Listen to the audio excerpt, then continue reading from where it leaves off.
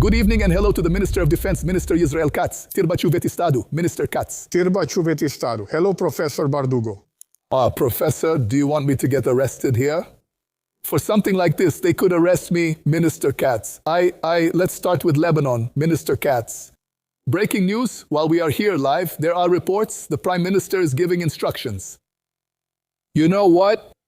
I'm not sure, since I'm here on my phone trying to figure it out. I'm trying to organize what's going on. The Prime Minister is taking a very good stance here, but it's the result of the policy he has been pursuing, and of the actions of the Israeli Defense Forces, of the intense and heroic actions of the IDF, of the no... But it's to end the war in Lebanon. What does this activist mean? I'm trying to understand. We need precision. Now everything must be exact. There is a discrepancy. That's why I ask. First of all, we are operating in Lebanon intensively and achieving very significant gains. The operation. Yesterday, in yesterday's operation, more than 200 terrorists were eliminated, and I'm being modest. It's possible that the number could reach over 300. This is an intelligence operation that reflects professional expertise, one that had been in the works for months and was completed yesterday. There is freedom, fear, freedom, total darkness. But today, an eternal darkness. But today you stopped Katz. It seems that way. We didn't stop anything. That action took place. Hezbollah suffered an unprecedented blow here. They're in shock. So why not continue? And the most incredible thing is that terrorist organizations like this, which try to create an appearance of power, win and keep going. Hezbollah wants a ceasefire, and its sponsor, Iran, also desperately wants it. It's up to us to make this conditional, because the Iranians negotiate better under pressure. I just want to understand. Clarify the context. Who is desperate? And the Iranians are pressuring them not to come to the negotiations unless the war in Lebanon ends. I can't recall if it's in Gaza or Lebanon. Are there statements like that, and why? Because they're taking really strong blows. Now, all the residents, first of all, the war won't stop if things keep going like this. This is the point I want to get to. Go ahead. Won't you be arrested in Lebanon? Could you give us a moment, Minister of Defense? No doubt. The war won't stop despite American pressure, despite the requests? No. Their requests regarding Islamabad. Once again, we are already coordinated with the Americans. The war will not stop. The 600,000 people who left southern Lebanon for safety are not returning south of the Litani. Without a doubt, the Israeli Defense Forces control the Litani and the bridges over the Litani and do not allow them to return. We have in fact identified the line of positions across the border, and we are demolishing those threatening houses that are, in practice, Hezbollah outposts in the villages. Contact. Hezbollah has gone back there several times before. It's necessary to illuminate those villages. We took the anti-tank line, and now we're reinforcing it. The IDF forces reached the anti-tank line, reinforcing control with a heroic fight by the soldiers, since everyone has the defense of the northern residents in mind.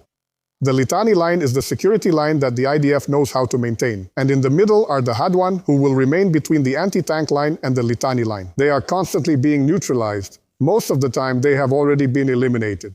In this negotiation, I repeat, in this negotiation, we will give up 18 points, we will hand them over. When we presented this together with the Prime Minister to the members of the political forums, we said, and I also emphasized the points, we are doing this for our defense, but the result can certainly be a diplomatic gain. Because from a position of strength, since there is formal political normalcy, everyone talks about dismantling Hezbollah, including the Lebanese government. Is it possible to back down through diplomatic negotiation? Without backing down, I'll explain again. I'm asking. This pressure and our advances won't stop the war, and the residents of southern Lebanon won't return until the north is safe. We connect what's necessary and maintain what's essential. It gives us major leverage. The Air Force continues. A Força Aérea segue operating, protecting soldiers, clearing paths, and destroying targets for troop advancement. Will it be under fire, or will the negotiation take place during a ceasefire? And during the fighting? During the fighting. During the fighting, without any withdrawal, consolidating control, without the presence of the inhabitants of southern Lebanon, there has never been anything like this in the world. That's good news. We know each other. Minister of Defense? I won't discuss the Prime Minister's conversations or those involved. I'm unsure how much the people of Israel owe this Prime Minister. At the start of the campaign, the agreement with the President of the United States led to extraordinary cooperation with the world's greatest power, reaching military levels of the Central Command and the Israel Defense Forces. Together with the Minister of Defense we led, we are leading, and we will continue to lead together. Was the war in Lebanon coordinated with the Americans, or were they just informed? Every war in Lebanon is a response to Hezbollah's desire to attack and the fact that they attacked, and we are defending our interests. We haven't heard anything. Now, the Iranians are trying to say that they won't negotiate with the United States because of Lebanon and so on. The Prime Minister has distinguished himself in caution, which is a significant achievement. First of all, from a practical point of view. How long does this last? See? Because that's the situation, Yaakov. But you know, Hormuz is not open. American Stock Exchange. I want to clarify the issue since it's still fresh. Obviously. I consider it a great achievement that the Lebanese government is willing to start direct negotiations, and that Yahya later will be able, from a diplomatic point of view, to negotiate with Israel in the midst of a war without interrupting the conflict, so that Hamas and Hezbollah are defeated without Israel withdrawing and without the residents returning. This is a great achievement. We want peace, but peace with security. The soldiers bring security, and I hope that as a result, peace can also be achieved. Now, do you think the Lebanese government, which so far has not been able to deal with Hezbollah, is capable of dealing with Hezbollah now? Thank you. I'm not counting on that. Okay. We are the ones dealing with Hezbollah ourselves. Are we a contractor for Lebanon? Wrong. We are our own protectors. We promised the people of the north that we would protect them. When they returned, Hezbollah had already been defeated, and it was greatly deterred and lost much of its capabilities. No one said it was impossible to launch missiles. You have to understand that the issue of missiles is deterrence. You can't. The last missile is not like the last tunnel. It's necessary. They failed with the laser as if there was an expectation that the system wouldn't be affected. I say that our air defense is very strong and the border with Lebanon is very well protected by all means. The laser is something that's just beginning. There are many means of defense that frustrate and intercept these things. They operate here, above all. Israel's home front in the north and throughout the country is incredible. It's a nation of heroes. But if I'm a sarcastic northerner listening to what you're saying, I still have a few questions. It's possible to reach an agreement or simply withdraw a little. The same, no. No, then clarify. The northerner needs to listen to you, look at me, and tell me. The northerner can clearly know everything we've said and everything we're saying. Say that the IDF didn't withdraw from the litany. The IDF will not withdraw until the residents of the north are safe, and they will not return until that safety is guaranteed. In Daria, they will suffer just like here, and in Tyre, they will suffer too. In Daria, 700,000 Shiites left. I know you live there. Think about Rishon, Lezion, or cities with 300,000 people in Israel. Daria is twice the size of a big city. I know, none of them are there. They go and knock on the doors of Christians and Druze to negotiate, and Hezbollah went and set up its base after retreating from Daria in those same places. What did the IDF do in intelligence and operations? They identified these places and yesterday eliminated Hezbollah members where they tried to take shelter among civilians. The Shia community in Lebanon today, because of Nasrallah and his successor, is being targeted. They are in great danger, but we are protecting security. I say again, more than 600,000 people have left the south. None of them will return until security is guaranteed. All the houses on the contact line have been evacuated. By the way, this is called plowing money by the farmers. Because we are going to eliminate those Hezbollah posts which repeatedly come back and pay people. It is possible to eliminate those posts. The Minister of Defense, at the personal request of many parents, with the Air Force and not with soldiers going in, and I don't. I don't know anything about that army. Look, I don't have time. I'm not a natural communicator right now because I'm busy, with all the things. I'm trying to get a few hours of sleep at night. Now I take a look from time to time on the way, while I get organized. Before leaving, there are people who say it's not enough to go to the Litani, you have to go all the way to Beirut. But without entering the villages, there's no way to do that. There are no methods. As far as I'm concerned, we know the methods. And I, in front of the Chief of Staff, the regional commander, and the commanders of the divisions and battalions, we do this with maximum protection. You can look any father in the eye. Ever since we changed the method in Gaza, using immense firepower. Soon affected also in Gaza. Sweep the neighborhoods of Rafah, Beit Hanok, run. Let me go to Iran. After all, we're going there. I'm just saying in Lebanon, they operate with force, providing cover for our soldiers before and during it. These heroes, true heroes, who compete to see who gets to go in more often. No doubt, because they know they're coming to protect the North. The Air Force is operating. The armored units are operating. The Navy is operating. The artillerymen are operating to clear the way. But in the end, this is a war. In the end, you need to clear a location. You do this, for example, at a certain place. Let's not say where it is, which is now surrounded. We know there are between 80 and 100 terrorists there, members of the Hadwan unit. We surround them from all sides to eliminate them before the first contact. That's our way of operating. We protect the soldiers, but there is a central objective. We, the soldiers, protect the residents of the North. Today, the resident of the North knows without pessimism that there are no direct anti-tank missiles. We control the area, and there is no risk of incursion. But we need to be prepared. This has changed the North compared to the rest of the country. The alert time has increased, but today the whole country suffers from artillery. And everyone tells me, I talk to some of them all the time, and I also see some of them, and they tell me, we are ready, but solve the problem. I want to summarize the Lebanese issue for you, Yaakov. First, if there are negotiations, they will be under fire, no withdrawal, no return of the residents. The activity of the IDF continues to be a major lever.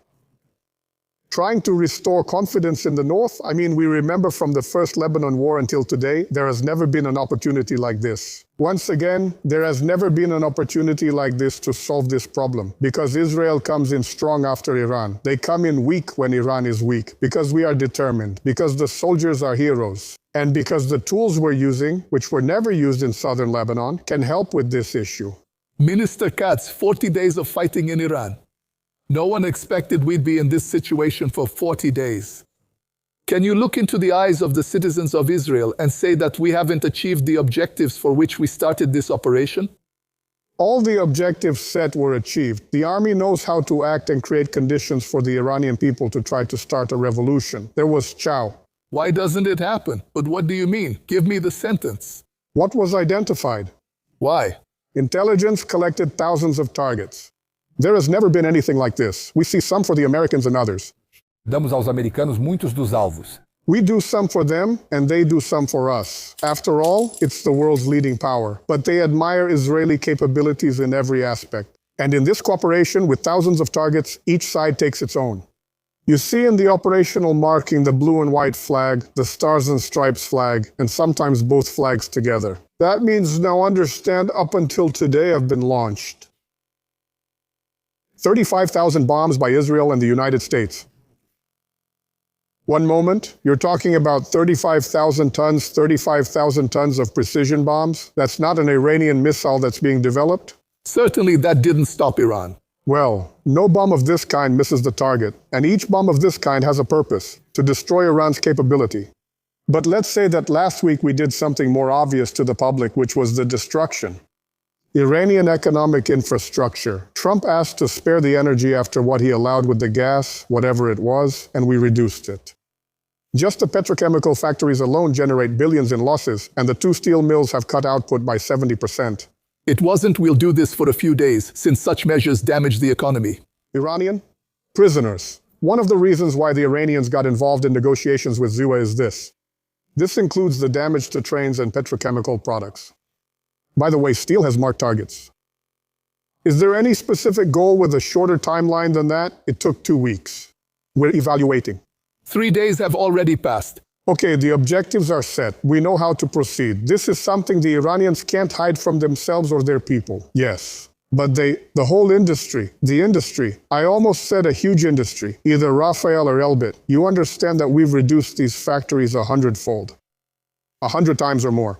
By doing this, you destroy capabilities that the Iranians took decades to build. Tell me, is this the role of a lifetime?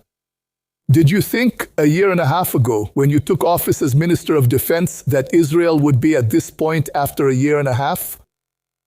Did you foresee this? I expected 2 things, and I said this in many conversations with the Prime Minister. As Minister of Defense in Netanyahu's government, my main goals were specifically the elimination of the Iranian nuclear threat and the release of the hostages.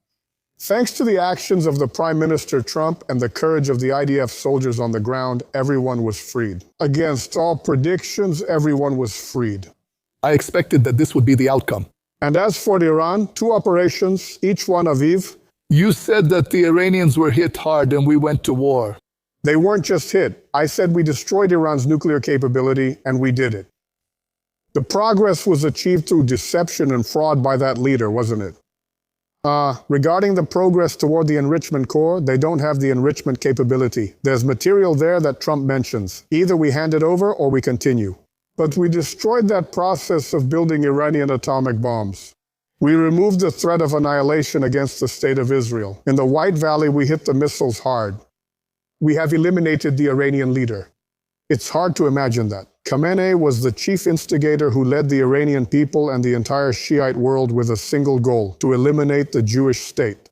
Yoav Gallant, how could the Minister of Defense achieve the same results by cooperating? Wanting is not enough. You have to know how to take it to another level. I'm not the one who should judge these things. I say that the Prime Minister and I make a strong team.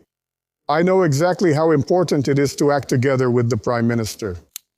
The triple combination. And here I say something about the Prime Minister, the Chief of Staff in Operations, it's blended. The military chief said the IDF is bad internally. A very strong combination.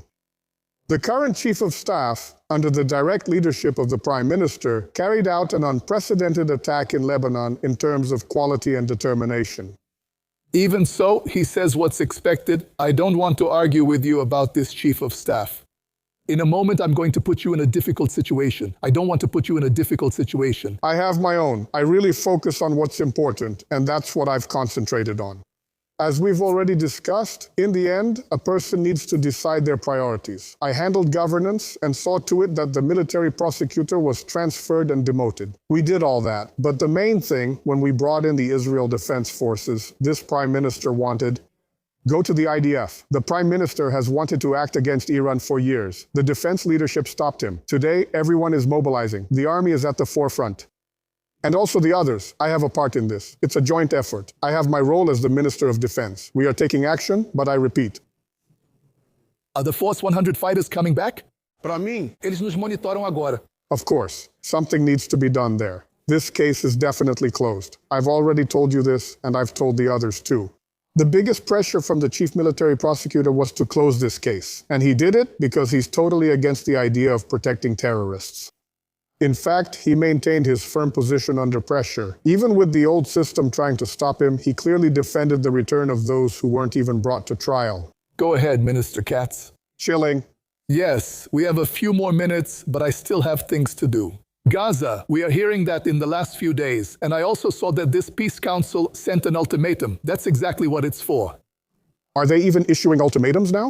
Yes, so it's an ultimatum that says, give until the end of the weekend To use the American system. to the council. He gave an ultimatum, stop. Wait, so I ask, what if they say no? They say yes, that they should separate.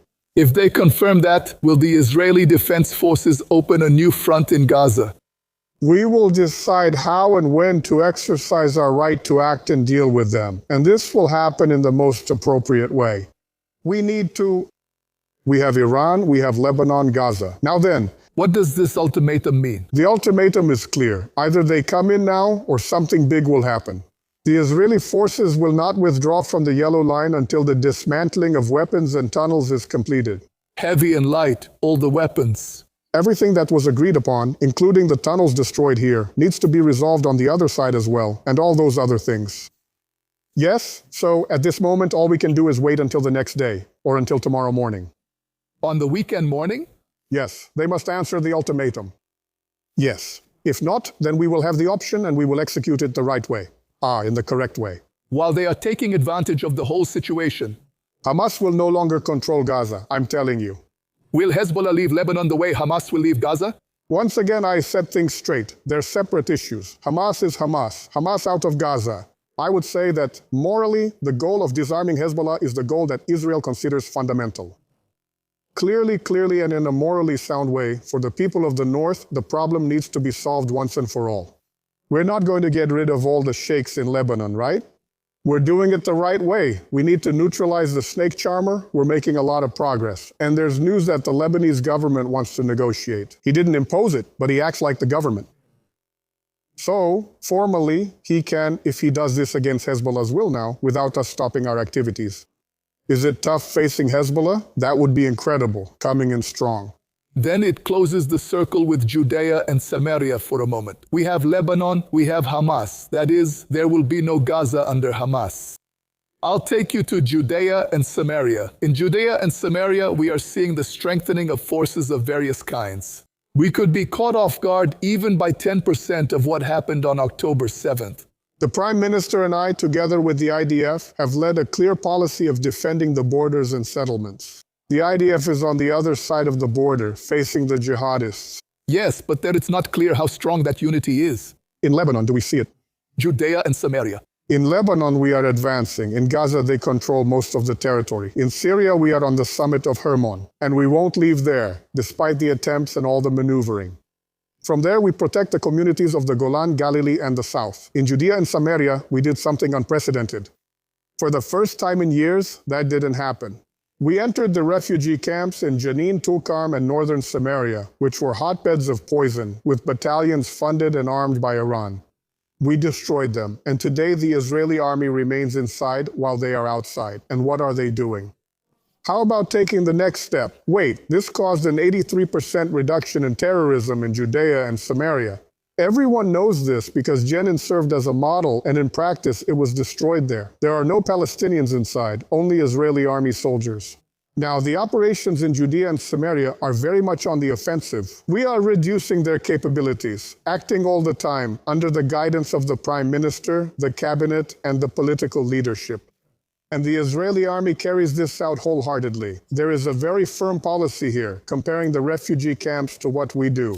Beyond the border, we act directly in place of the population. Against terrorism, the settlers come to me. We visit new cities daily for more than 100 years. Moving towards sovereignty in Judea and Samaria is the kind of statement that the right-wing government issues. Do it right. I see this and I repeat. In practical terms, it's a kind of practical sovereignty. In other words, you are actually promoting security, settlement, and other issues. At the moment, let's put it this way. We all want sovereignty. Prime Minister. All the work, the settlers and everyone. This clearly depends on one person, Donald Trump. He likes the idea, but at this moment, he told us no. Does it depend on just one person? Because you need legitimacy, at least from a key player, because you won't get that from Macron and all the hypocrites. You know what? They work. In international courts. You said RSS ensured security without U.S. help. They will take you, not João Galante, directly to... I always tell them, here, I'm giving instructions as defense minister. I travel abroad alone. If I travel once a year to the United States, there's no problem. That's not a factor for the Prime Minister. They didn't find the right people, and isn't it with me? These threats to security and about bringing security? Defense Minister Israel Katz, would a regional defense alliance with the Gulf countries replace or be a kind of NATO? Is this path viable? Look, something big happened here. This is already the result of these last few months in which everyone saw that the only one ready to stand by the United States is Israel. All the others. Take one more step forward. The world didn't come to help, but this will bring them closer. I know what I'm saying. The Prime Minister leads with a vision that's one step ahead. All the strengthening of both security and civilian relations with the countries of the region. It may be that next week President Trump consults the Prime Minister, but they'll say he needs the approval of Rivka Feldman-Friedman. In the court, she is the judge. Bring the minister. So bring him home next week. It was painful. No one follows a prime minister more closely on security more than I do. After all, conversations during the day and night and everything else are simply a scandal. This is absurd. That statement is false. Nothing exists. Certainly, but he must be tried. It was cancelled for several reasons. First, legally, he should have been fired, but he wasn't. And if there is a possibility of a pardon, this president should grant it to the prime minister in the interest of the people and the public. And I will tell you again, Yaakov, about things and what's been happening. You even asked some of the questions, and the people owe this to the prime minister. I'm saying this subjectively, and I met the prime minister. They owe him more than he realizes. And the entire opposition simply doesn't have the ability or understanding to come and do things and all their points of view. First, they attack. Reality proves otherwise. The strategic connection, due to Israel's capabilities and the president's personal admiration for Netanyahu as prime minister, is an extremely valuable asset for achieving the security of the state of Israel. Defense Minister Israel Katz, thank you for being with us.